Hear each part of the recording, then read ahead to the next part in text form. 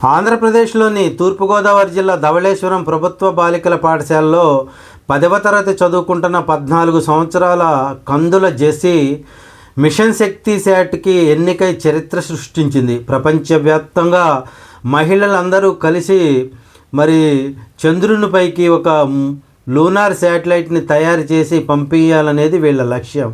దీనికోసం 108 దేశాలకు చెందిన 12,000 మంది బాలికలు పోటీ పడ్డారు. ఈ 12,000 మంది బాలికల్లో కేవలం 20 మంది మాత్రమే భారతదేశం నుంచి సెలెక్ట్ అయ్యారు. ఆ 20 మందిలో ఆంధ్రప్రదేశ్ నుంచి కందుల జెస్సీ ఉండటం విశేషం. లూనార్ శాటిలైట్ని సీనియర్ శాస్త్రవేత్తల గైడ్లైన్స్తో వీళ్ళే సొంతంగా లూనార్ శాటిలైట్ని తయారు చేసి 2026 అక్టోబర్ 11న శ్రీహరికోట నుంచి ప్రయోగించాలన్నదే వీళ్ళ లక్ష్యం. ఏది ఏమైనప్పటికీ మహిళల